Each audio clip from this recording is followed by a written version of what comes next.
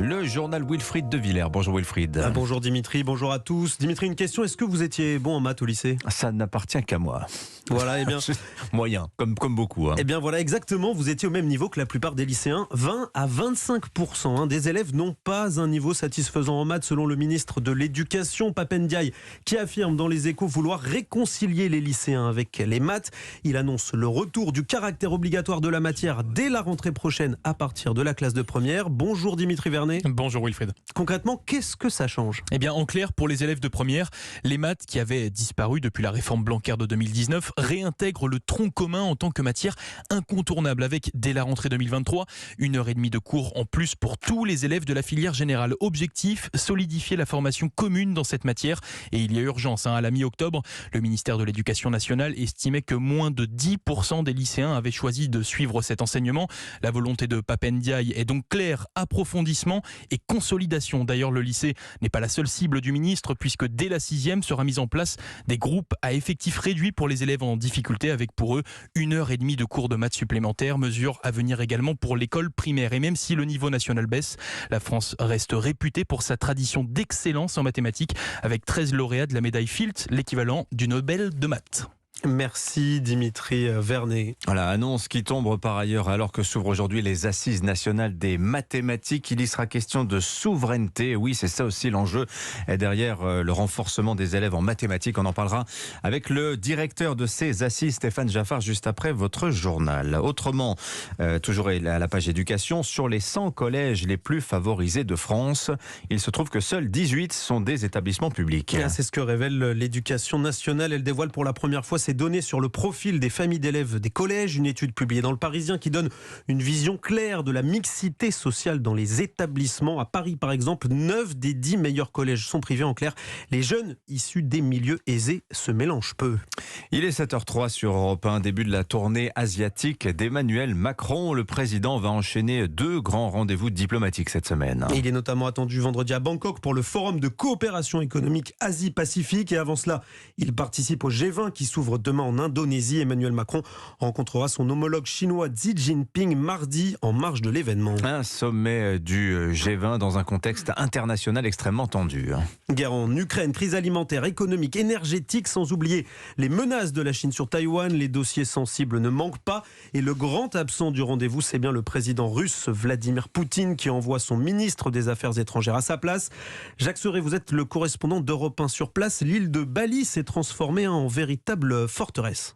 Oui, l'île des dieux, comme elle est surnommée, se bunkerise, sécurité maximum avec une omniprésence de l'armée indonésienne au sud de l'île où va se dérouler le sommet. 18 000 hommes militaires et policiers sont mobilisés sur terre, en mer et dans les airs. Sont déployés 12 navires de guerre, 13 hélicoptères et 4 avions de combat. Les habitants, eux, sont priés de rester chez eux. Télétravail plus que recommandé. Quant aux écoliers, il n'y a pas classe. Les cours sont exceptionnellement assurés en ligne. L'île paradisiaque, plus habitué aux clichés de carte postale, devient le centre du monde avec dès aujourd'hui une rencontre inédite. Joe Biden va s'entretenir avec le président chinois Xi Jinping, des chefs d'État qui ont eux-mêmes leur propre service de sécurité. Autrement dit, l'île est totalement cernée, mais l'enjeu est de taille pour le gouvernement indonésien qui espère redonner l'envie et la confiance aux étrangers de revenir profiter des plages de sable blanc alors que le Covid-19 a fait chuter ici la fréquentation touristique ces 2 dernières années. Jacques Serret du service politique d'Europe 1. Recep Tayyip Erdogan, le président turc, est arrivé ce matin en Indonésie où il participe au G20 au lendemain de l'attentat d'Istanbul. Une explosion qui a fait au moins 6 morts et plus de 80 blessés. Les autorités turques ont annoncé cette nuit avoir arrêté la personne responsable de l'attentat. Aux États-Unis, Donald Trump entretient le suspense. Il promet toujours une grande annonce pour demain. Il devrait, c'est attendu, annoncer sa candidature à la présidentielle de 2024. Seulement voilà, les midterms, les élections américaines de mi-mandat ne se sont pas déroulées comme il l'espérait. Les démocrates conservent le Sénat. Les républicains devraient s'emparer d'une courte tête de la Chambre des représentants. Alexis Guilleux, de faibles scores qui font de Donald Trump une cible au sein même de son parti. Oui, les attaques fusent. L'ancien président ne comprend pas le message envoyé par les Américains et cela nuit au Parti républicain, estime Larry Hogan, ancien gouverneur du Maryland et voix modérée des conservateurs. Je pense que c'est la 3e élection consécutive où Donald Trump nous a coûté la victoire. La définition de la folie, c'est de faire la même chose et de s'attendre à un résultat différent. Pour de nombreux cadres républicains, le message incessant sur le vol de la dernière présidentielle n'est pas le bon. Il fait fuir les électeurs indépendants cruciaux pour gagner dans les États clés, selon Chris Sununu, réélu gouverneur du New Hampshire.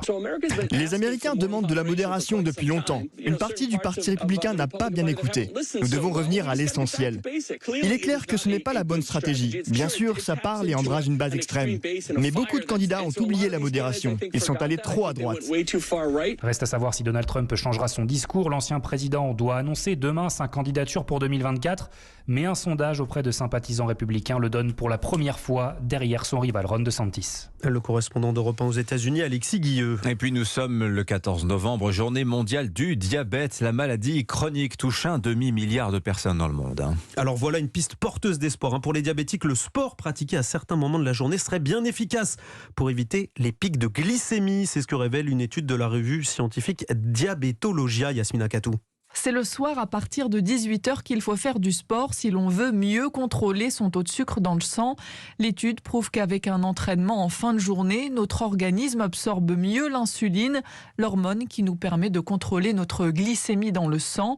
L'une des raisons, c'est parce que la puissance musculaire est à son apogée en fin d'après-midi, explique Jean-François Gauthier, chef du service endocrinologie de l'hôpital Lariboisière à Paris. Quand c'est fait dans l'après-midi en fin de journée, on a une activité mitochondriale qui est beaucoup plus intéressante au plan métabolique.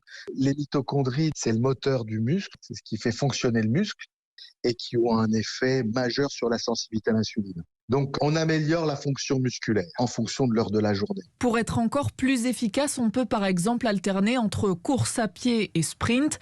Jean-François Gauthier précise que le sport pratiqué à n'importe quel moment de la journée reste efficace pour éviter de développer du diabète. Et Yasmina Katou, spécialiste santé d'Europe 1. Allez, de la magie pour conclure ce journal. Kamel le magicien est sur la scène du théâtre de Jazé à Paris, l'un des plus célèbres mentalistes de France. Marie Jiquel l'a rencontré. Quand la RATP fait grève, je rentre chez moi en tapis volant. Et il vole vraiment sur scène, mais ne lui demandez pas comment. Tu sais garder un secret ? Eh ben moi aussi. À 11 ans, Kamel tombe sur un livre de magie dans la bibliothèque de son collège, puis essaye ses tours sur ses 5 frères pour enfin se produire devant Meryl Streep ou Jennifer Lopez. Le voici dans sa loge, sans baguette ni chapeau haute forme. Prends un bouquin complètement au hasard. Tu as choisi un mot. On est d'accord qu'il était impossible pour moi de connaître le mot. Impossible. Impossible. J'ai créé un mot parmi des milliards de mots. Est-ce que pour la première fois à voix haute, tu peux me dire le mot que tu as choisi ? Foudroyant. Des tours qui foudroient le spectateur et qui s'achètent. Il y a plusieurs manières de faire un tour de magie. Soit c'est de le créer, soit c'est d'acheter les droits, soit c'est d'user un ancien tour et de le mettre au goût du jour. Prochain tour pour Kamel. Faire disparaître mon petit frère parce que je lui ai prêté 100 €, il ne les a jamais rendus. Magicien aussi, vous l'aurez compris, de la répartie. Voilà, mon petit frère aussi, c'est un magicien comme ça. Les 100 € disparaissent, on ne les retrouve jamais. Merci beaucoup, Marie Jiquel, et merci à vous, Wilfried de Villers. On vous retrouve tout à l'heure à 8h30.